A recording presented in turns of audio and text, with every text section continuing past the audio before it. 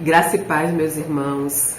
Estou aqui hoje com a incumbência de dar essa aula de capítulo 3 da nossa revista. Nós vamos falar sobre um novo nascimento. Sempre quem está aqui com vocês é o professor Almiro. Hoje ele não pôde estar e eu estou aqui hoje para dar para vocês essa aula, né?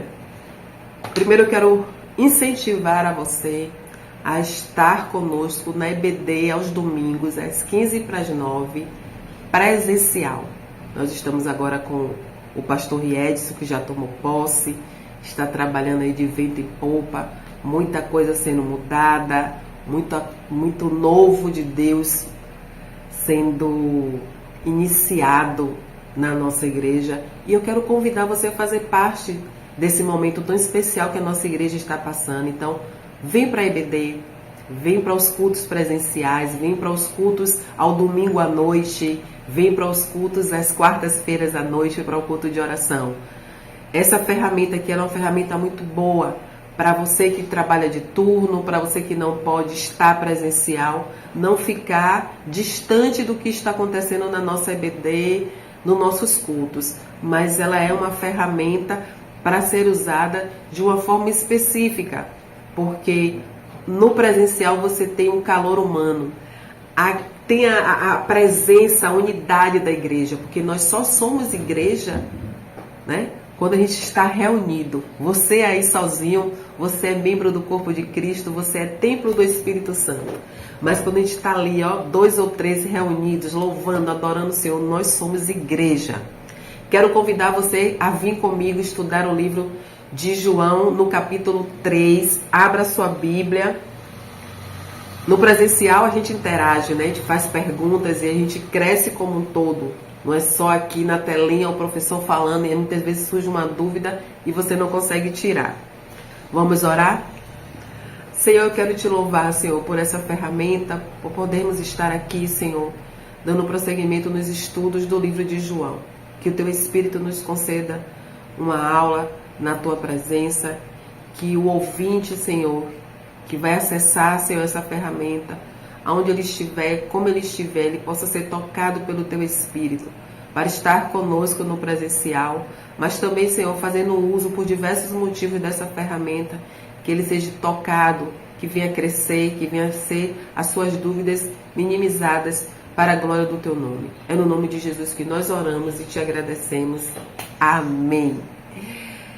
João, esse discípulo de Jesus, João, ele centra a sua teologia nos 3 anos de ministério de Jesus. Quando Jesus começou a falar, quando Jesus começou a proclamar, começou a convidar os seus discípulos, começou a mostrar realmente quem ele era. Então, João, ele tem assim uma ênfase em mostrar quem é o Filho de Deus. É por isso que muitas pessoas se convertem lendo o Evangelho de João, porque descobre quem é o Filho de Deus, quem é Jesus.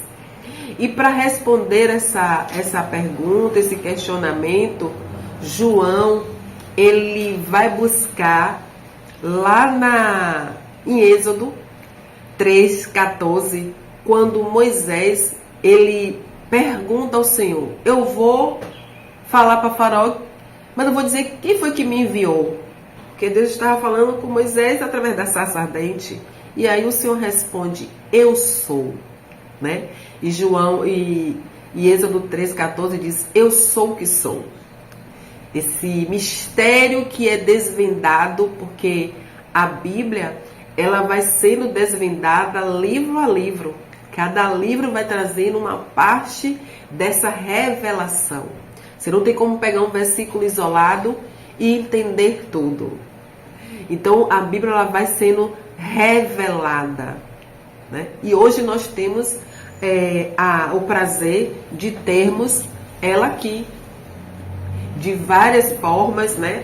No nosso celular, em várias versões, mas naquele tempo não. Cada livro foi sendo escrito e com a graça de Deus nós hoje temos essa Bíblia impressa, que você pode pegar, você pode fazer suas anotações no celular. De diversas formas você pode ter hoje a palavra do Senhor para entender quem é Jesus. Quem é esse eu sou o que sou. E aí João apresenta Jesus logo de início no capítulo 1 como verbo encarnado. E esse verbo, quando se encarna, ele se distribui de 7 formas que João traz em todo o seu livro. Ele traz: eu sou o pão da vida. Eu sou a luz do mundo. Por que o pão? Porque o povo precisava se alimentar, um alimento espiritual. Então ele traz essa simbologia, né? Eu sou o pão da vida. Eu sou a luz do mundo, porque o mundo jaz em trevas. Eu sou a porta. A porta te dá lugar a acesso. A porta que te leva ao céu, a porta que te leva à salvação. Eu sou o bom pastor que deu a vida pelas suas ovelhas. Eu sou a ressurreição e a vida. Oh, aleluia! Eu sou o caminho, a verdade e a vida. Ele afirma essas coisas e a gente vai vendo que sempre existiu e hoje, nos dias atuais, não é diferente. Muitas pessoas dizem: eu sou o caminho, eu sou a vida, eu sou a verdade, mas Jesus diz: eu sou. Jesus dizendo: eu sou o caminho, eu sou a verdade, eu sou a vida. E ele conclui dizendo: eu sou a videira verdadeira e o meu pai é o lavrador. Nós estamos aqui hoje no capítulo de João 3 para falar do novo nascimento. Só quem nasceu de novo está enxertado nessa videira, aonde o pai é o lavrador, aonde o pai é aquele que vai cuidar, que vai poldar, que vai limpar. Mas Jesus é a videira verdadeira. Se ele está falando que ele é a verdadeira, é porque tem a falsa. Se ele está falando que ele é o caminho, é porque outros caminhos irão se apresentar. Então João ele faz esse apanhado e coloca-se dessa forma para o leitor. E é por isso que muitas pessoas, mesmo sem ir à igreja, sem nunca ter entrado em um templo religioso, se converte a Jesus. Porque encontra esse pão, encontra essa porta, encontra esse caminho e se converte. E essas declarações são 7 declarações. E 7 na Bíblia a gente sabe que é um número que retrata a perfeição. João também, em vez de usar a palavra milagres para falar dos feitos do Senhor, como os outros evangelhos, ele usa a palavra sinais. Sinais. Jesus ele faz vários sinais. E João, ele é conhecido como o discípulo do amor, né? Aquele que reclinava a cabeça ali em Jesus. Mas João, ele se tornou essa pessoa amável. O seu próprio nome, a gente sabe que nos tempos bíblicos o nome trazia muito daquilo que a pessoa tinha, né?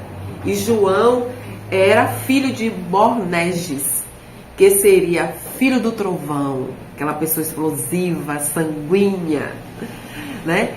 Mas que nós sabemos que todos os temperamentos precisam estar dosados no poder do Espírito Santo. Não há temperamento ruim. Cada temperamento tem a sua função. Está ali para cumprir uma função na vida daquele que desenvolve aquele temperamento.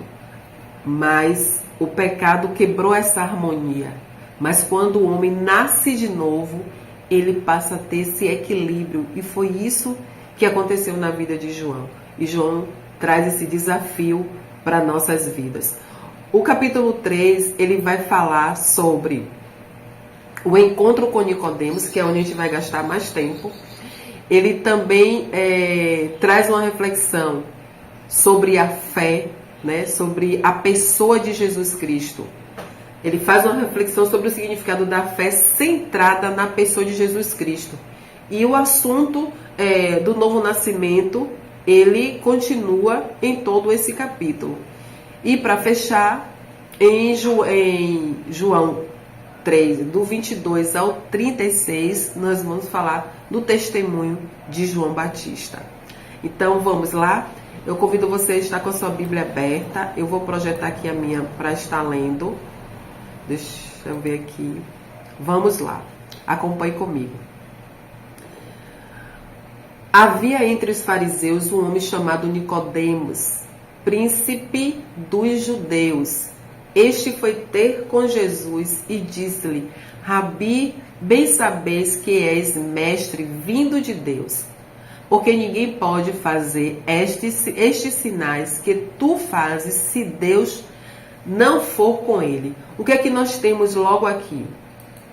O que é que nós vemos logo aqui? Nós vemos que ele, Nicodemos, ele não era qualquer pessoa, não é verdade?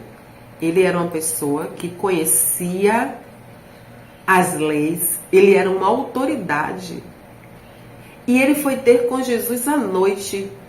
Muitos se questionam, né? Quando a gente vai ler essa passagem, muitos se questionam por que ele foi ter com Jesus à noite. Ele foi ter com Jesus à noite porque ele não queria ser visto.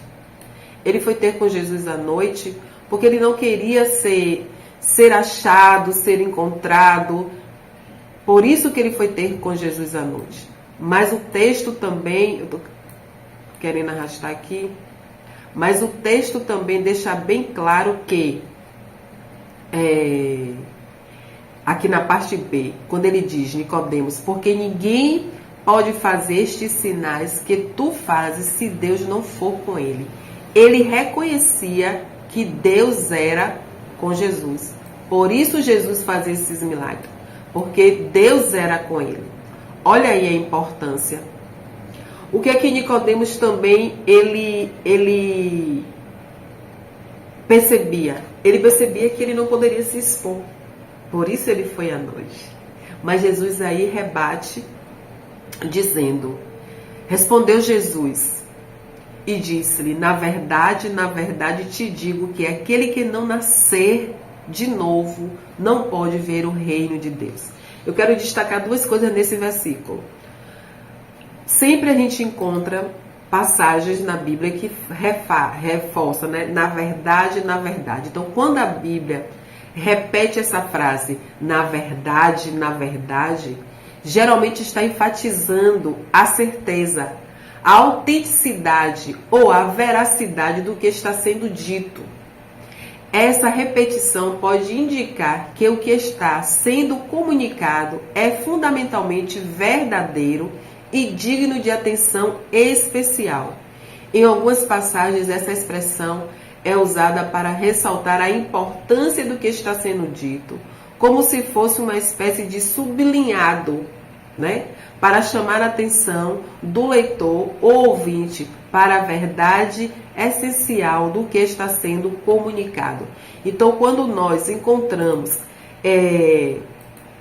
a palavra do Senhor reforçando, na verdade, ela está indicando, ela está reforçando que precisamos ter uma atenção redobrada naquilo que vai ser dito. Ó, vai vir alguma coisa aí importante aí e eu preciso estar percebido. Quando você vai preparar uma apresentação, alguma coisa que você não quer esquecer de falar, o que é que você faz? Você coloca em negrito. Por que colocamos em negrito? Para trazer um destaque sobre isso. E um outro ponto que eu quero destacar aqui é quando Jesus ele fala que aquele que não nascer de novo, aí não nascer de novo mexeu com a cabeça de Nicodemos, não pode entrar no reino de Deus. Aí Nicodemos diz, como pode um homem nascer sendo velho? Pode porventura tornar a entrar no ventre da sua mãe e nascer?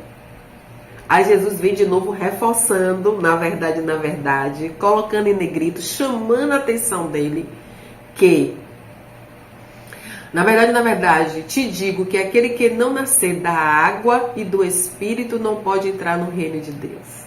Não era mais nascer da carne, não era mais nascer do ventre de uma mulher, era um novo nascimento. Nicodemos não estava sendo irônico, ele realmente não entendia, não sabia. Jesus estava ali, no seu início de ministério, explicando, mostrando, se revelando.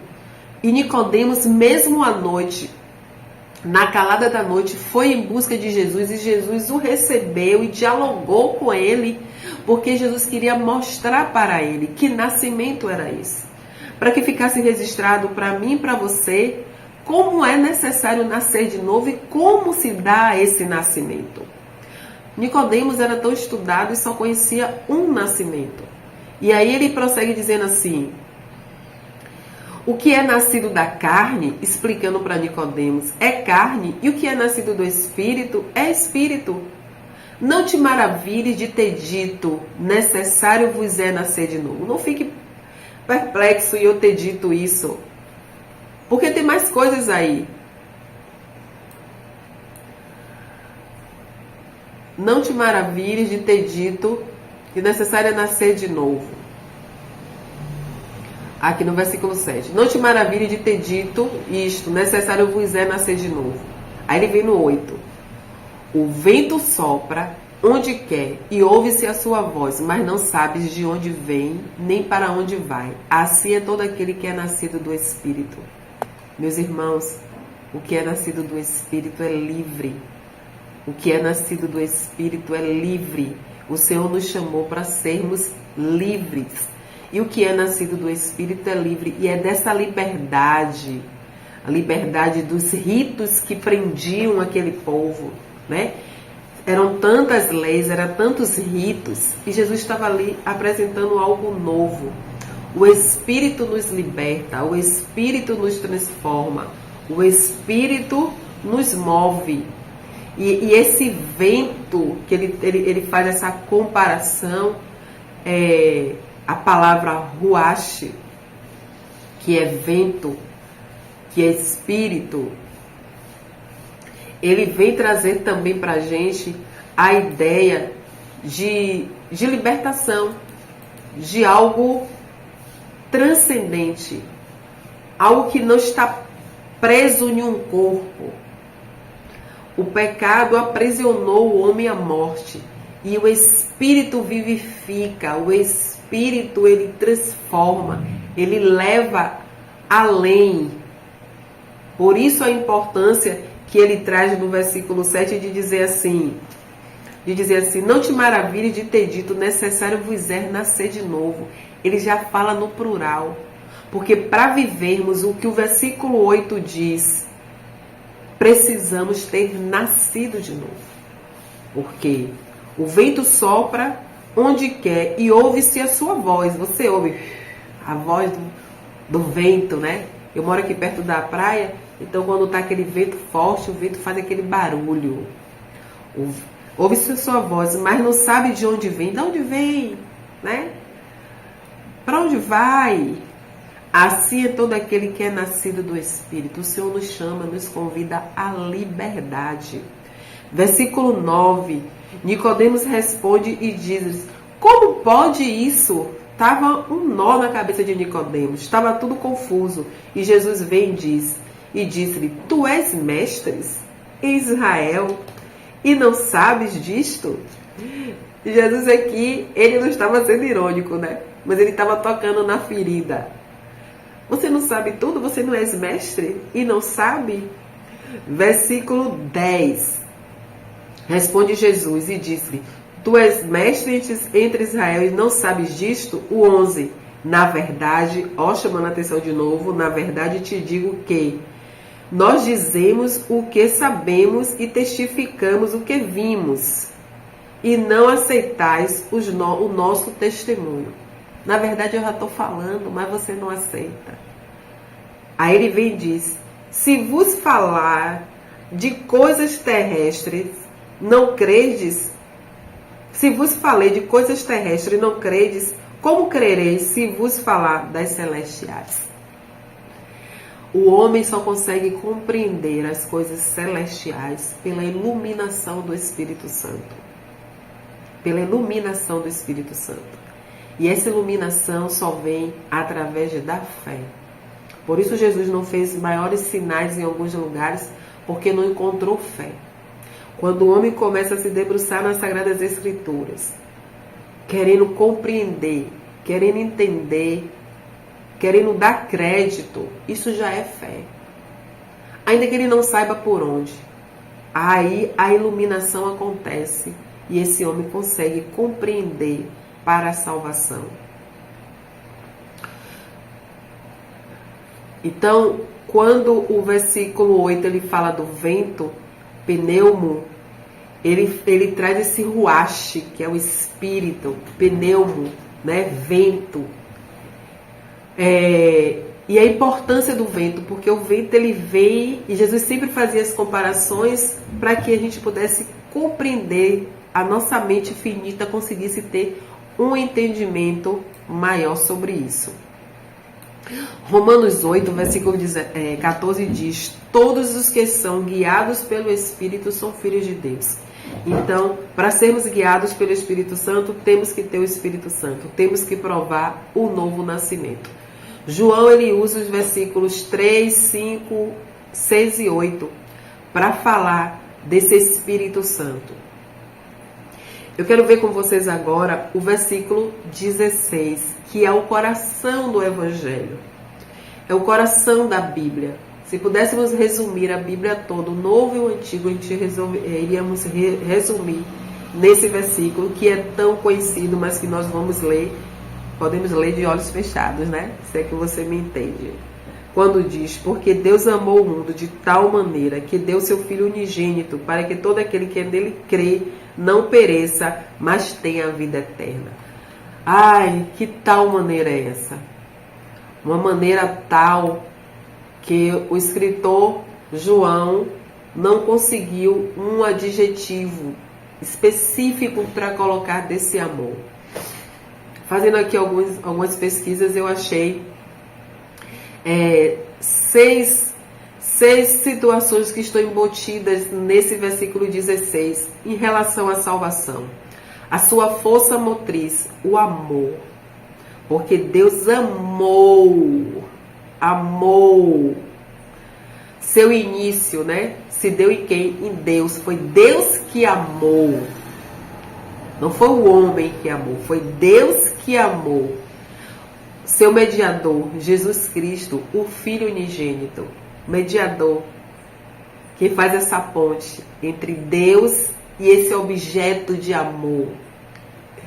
Seu destinatário, o mundo. Jesus é essa ponte entre Deus e o mundo. É esse mediador. O beneficiário, todos aqueles que creem. Quero destacar esse crer. Quem é o beneficiário? Todos aqueles que creem.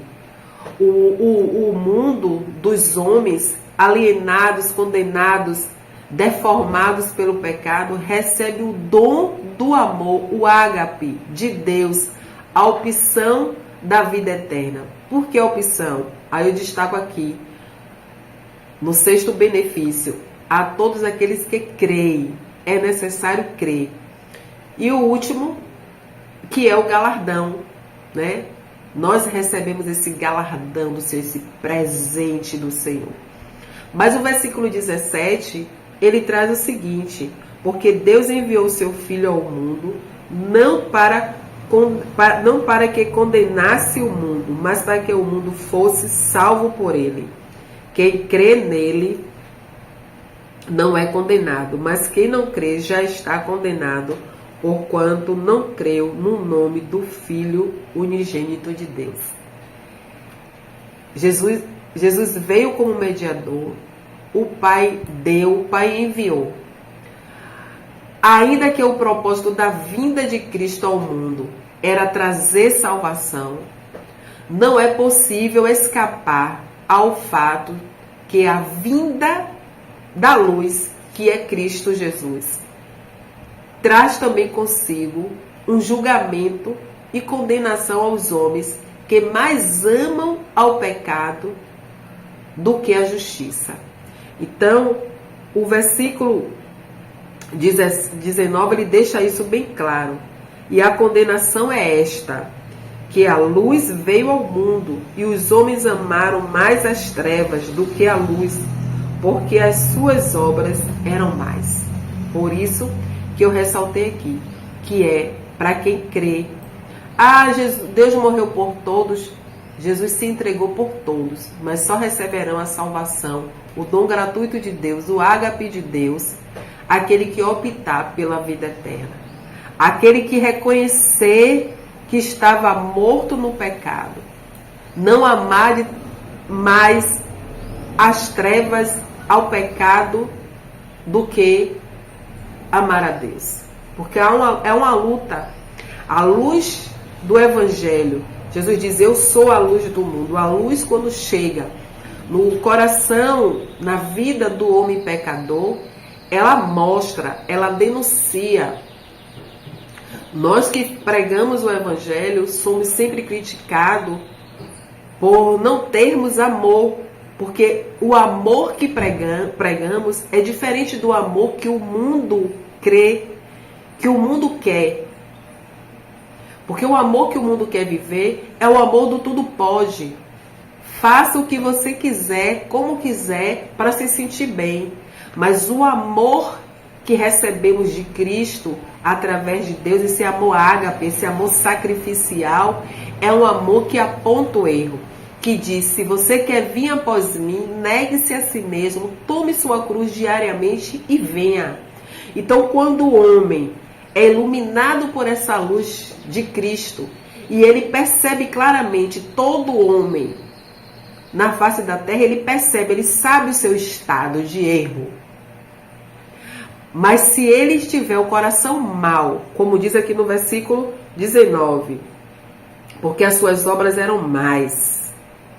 Os homens amaram mais as trevas do que a luz, porque as suas obras eram más. E se ele se mantiver nessa condição, ele vai rejeitar a luz. Ele vai continuar escondido nas trevas. Por isso que quando um homem está lendo, um ser humano está lendo a palavra do Senhor, principalmente no Evangelho de João, e ele percebe o apontar do seu caminho, que está ali no caminho de trevas, e ele percebe, ele diz, eu não quero mais viver nisso. Eu estou aqui nesse ponto, mas eu não quero mais continuar neste caminho. E aí ele larga tudo. E ele aceita Jesus. Isso é a conversão.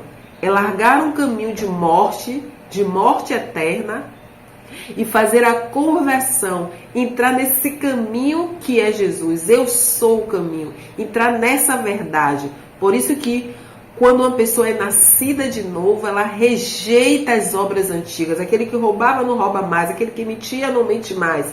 Aquele que furtava não furta mais. Por quê? Porque há uma mudança, uma metanoia, uma mudança de mentalidade. As Sagradas Escrituras, ela traz a iluminação para o homem. Mas para que haja essa iluminação, é preciso ter fé. Jesus não operou muitos milagres em alguns lugares porque as pessoas não tinham fé, eram incrédulas. Certo? Vamos avançar, vamos chegar em João. João, primo de Jesus, nunca usou desse status, ele sabia a sua posição e ele sempre se colocou dessa forma. João faz uma reflexão sobre o significado da fé centrada na pessoa de Jesus Cristo, que foi isso que a gente acabou de ver agora. Agora nós vamos entrar em João Batista, nesse primo de Jesus, como eu acabei de dizer, que ele não usou desse título de ser parente de Jesus, de ser um primo, e ele vem e se coloca como uma testemunha, e reconhece a sua missão, a sua limitação, e se apresenta como aquele que veio para aplanar o caminho, que veio na frente para falar, arrependei-vos e crede no Evangelho. As pessoas começaram a questionar, porque Jesus e os discípulos estavam ali também batizando, falando, e João, ele vem no versículo 27 fala assim, respondeu João e disse, o homem não pode receber coisa alguma se lhe não for dada do céu. Vós mesmos me sois testemunhas de que eu disse, eu não sou Cristo, mas sou enviado diante dele. Aquele que tem um esposo, aquele que tem a esposa é o esposo, mas o amigo do esposo é aquele que lhes, mas o amigo do esposo que lhes assiste e o ouve. Alegra-se muito com a voz do esposo. Assim, pois, já estou em meu gozo. O meu gozo já está cumprido. O que ele quer dizer? Eu sou amigo do esposo. Então, aquele que tem a esposa é o esposo. Então, Jesus é o esposo da igreja. Ele só em ver o esposo, ele já estava no gozo, ele já estava satisfeito, porque ele veio para isso. Ele veio para cumprir essa missão de vir na frente, aplanando, falando, para que Jesus viesse depois e implantasse esse reino. Caminhando para a conclusão, nós vamos ver no versículo 31 que aquele que vem de cima é sobre todos, e aquele que vem da terra é da terra e fala da terra. Aquele que vem do céu é sobre todos. Então, quem é que vem do alto? Quem vem do alto é Jesus. Jesus foi o Filho de Deus enviado. Então, por isso que ele estava ali descortinando para Nicodemos como se dar essa salvação, esse novo nascimento. Esse foi o papel de Jesus, de vir mostrar o caminho. Ele veio na frente, ele aplanou, ele fez, ele conduziu, ele foi ensinando, ele foi instruindo. Por isso que os seus discípulos foram capazes, depois da ressurreição de Cristo e vinda do Espírito Santo, eles foram capazes de dar esse testemunho. E nós vamos ver isso no versículo 34, quando ele diz: porque aquele que Deus enviou fala as palavras de Deus, pois não lhe dá Deus o Espírito por medida. Através de Jesus Cristo nós fomos enviados, e é por isso que falamos, que ensinamos, que pregamos. Porque aquele que veio do alto instruiu, ensinou aos discípulos. Os discípulos instruíram a outros. A perseguição da igreja no primeiro século só serviu para que esse evangelho fosse expandido. E hoje nós estamos aqui, 20 séculos depois, proclamando os feitos de Jesus. Dizendo que Jesus é Deus, dizendo que Jesus é um mediador entre o homem e Deus. E na parte final desse versículo 34 diz: pois não lhe dá o Espírito por medida. O Espírito Santo de Deus, ele habita dentro do crente, dentro do servo do Senhor. É ele que é responsável por cada dia acontecer em nós a transformação. A salvação ela é imediata. Quando o homem está lendo a Bíblia, ele reconhece que ele não quer mais ficar naquele caminho, ele reconhece, ele larga a sua vida de derrota pregressa e vem para o novo caminho. Isso é conversão. Isso é um novo nascimento. E como toda criança quando nasce, o nascimento espiritual não é diferente. Ela precisa ser cuidada, ela precisa ser orientada. E aí a criança ela vai se desenvolvendo. E esse espírito que está habitando dentro desse novo bebê espiritual, ele vai instruir, ele vai convencer do pecado, da justiça e do juízo. A salvação ela é imediata, mas a santificação ela é processual. O Espírito ele vai trabalhando. Quanto mais lugar o crente dá, quanto mais lugar esse bebê espiritual dá, a voz do Espírito Santo, a palavra de Deus, ele vai se desenvolvendo. Por isso que lá em Coríntios a gente vai ouvir: quando eu era menino, pensava como menino. Então a gente precisa crescer e começar a pensar as coisas do Senhor como homens e mulheres adultos espirituais, para enfrentarmos as adversidades que a vida diária nos impõe. E através das Sagradas Escrituras nós temos tudo isso. A revista ela trouxe 4 perguntas sobre essa lição, mas eu quero destacar as 2, a terceira e a quarta. A terceira é: o que é nascer de novo para você? A gente estudou aqui sobre o novo nascimento. E o que é nascer de novo para você? Você já teve essa experiência? Estamos em uma aula virtual. Essa aula pode chegar nas suas mãos. Você pode estar assistindo agora e você nunca teve essa experiência, nunca ouviu falar disso, nunca entrou em uma igreja evangélica. E fica a pergunta para você: o que é nascer de novo? Que foi tudo aquilo que nós tratamos aqui. É tudo que trata o capítulo 3 de João. Você já nasceu de novo? Uma outra pergunta: qual o versículo que mais tocou o seu coração neste capítulo específico, no capítulo 3? Meus irmãos, nossa aula está chegando ao fim, mas eu gostaria muito que você refletisse sobre o novo nascimento. Muitas vezes estamos vivendo um evangelho nos moldando aos ritos, porque Nicodemos, ele seguia os ritos.